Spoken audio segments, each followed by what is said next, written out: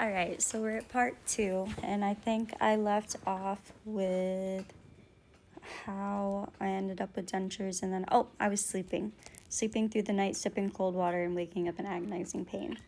So that was pretty much all that helped at the time, really, was ice cold water. So you would always see me with ice cold water, and the reason I was spitting it out was because I found I was going through so much water that I would have to go to the bathroom a lot. So I just started spitting it out so I didn't have to go to the bathroom all the time, because I was so miserable.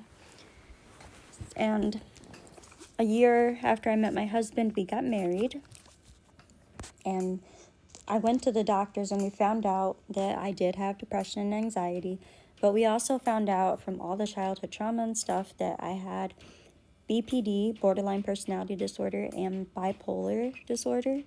So I was put on medications for different things to help with different things. And some of those medications were really hard medications, and I still take some of them today. And they ruined my teeth more. So my teeth were just awful by now. By this point, we're married, I'm on medication, they're ruining my teeth. They're breaking off in the gums. I think the only decent teeth I had anymore were these front teeth. And I mean, they had cavities. You could feel them behind, like right there. You could feel the cavities and stuff. So I knew I still had bad teeth. And I was still living in excruciating pain, but by now I was just learning how to live with it and how to eat with it. And I had to cut out some things I like to eat now. I couldn't eat like cashews or hard things. I had to stick to really soft things, and I couldn't eat anything sugary or sweet. I couldn't eat ice cream. Yeah, my teeth were bad, really bad. So a year after we got married, we had our first daughter. And the pregnancy was very hard on me. I can't remember what I had. It was some big word. I think it started with the letter G. But basically what it was I would throw up constantly all day and all night throughout the entire pregnancy, not just the first trimester, the entire pregnancy. And they had to put me on medication for that. And I had to go in once in a while and get IV fluids and stuff because it was really bad. And that messed up my teeth even more. And then 2 years later, we had a second daughter, which messed up my teeth even more with the constant vomiting and the medications I had to take for it and everything. And by now, I had very little teeth left. And because so many of them had broken off at the gum line, it kind of brought the pain down a little bit. But I was, like, my face was constantly swollen. I constantly had abscesses. I could feel the lumps on the gums in there all around and then the top, and it was miserable. But a couple years after we had our second daughter, it was time for our first daughter, Melanie, to start going to the dentist herself, because I didn't want my kids to go through what I went through, so I made sure my kids have good oral hygiene, because they do not want to go through what I went through, the pain and the misery and stuff. But it was time for her first time to go to the dentist, and she was nervous, understandably. She's never been to one. She didn't know what to expect, only what she saw on, like, Doc McStuffins and Dora or whatever she was watching at the time. And I told her, there's nothing to be scared about. There was nothing to be worried about. I'll make an appointment with you at the dentist, and I'll make sure I go first so you can see what they do so you know it's not scary. I don't know if that was the biggest mistake of my life or what, but that's the fast track to how we ended up here. So we took her to the dentist, and they did my cleaning and scraping and all the stuff they do to your teeth before the dentist comes in, and it hurt so bad. It was so bad. I wanted to cry and scream, and I wanted them to stop, but my daughter was here. I had to be strong for her. I didn't want her to see fear. And then the dentist came in, and he looked in my mouth, and he only looked in my mouth for a good minute or so before he was back out, and he looked at me and he said, "What happened to your teeth?" And I was so embarrassed. I felt so ashamed of everything I had gone through to get to this point, and I summed it up to him the best I could, and he said that the only option at this point was to get all my teeth extracted and get full dentures.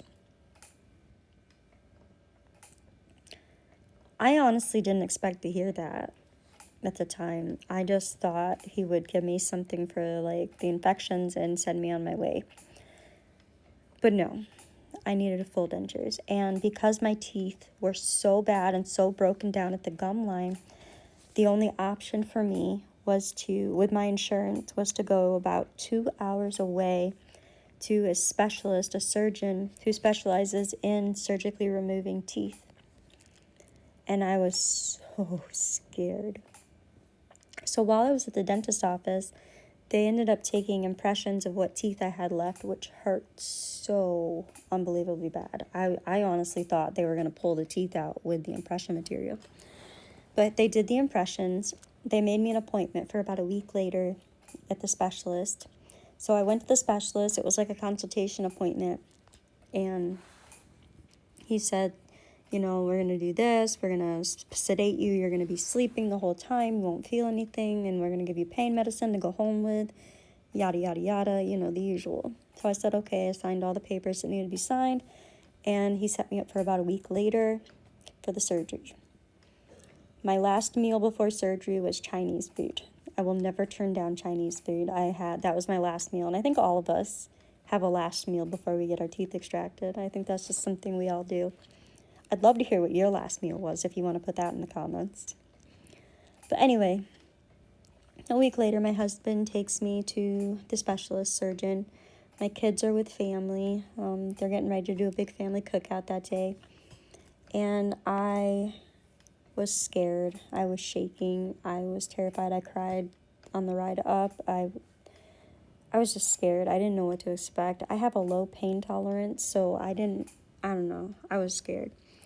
But I got there. We waited for about 10 minutes. It was really quick. And then they took me back. My husband couldn't come with me. I remember the room being really, really cold, and it was just like all steel appliances and stuff. They had me lay on this really hard, flat steel kind of bed. And they hooked me up to an IV. They said it was going to put me to sleep. They told me to count backwards from 100. And I don't remember counting at all. I don't remember anything past lying on the table and them saying that I was going to go to sleep. All I do remember is waking up. And I woke up in a room.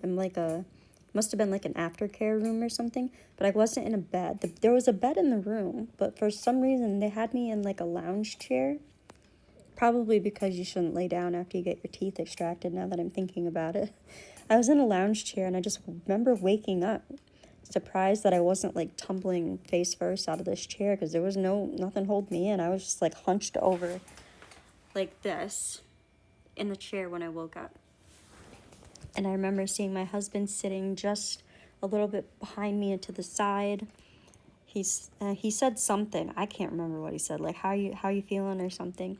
A nurse came over with a basin and she held it under my mouth and said to open my mouth. And I remember my mouth felt full of gauze and stuff and yucky stuff. And I remember the taste and everything, and it was awful.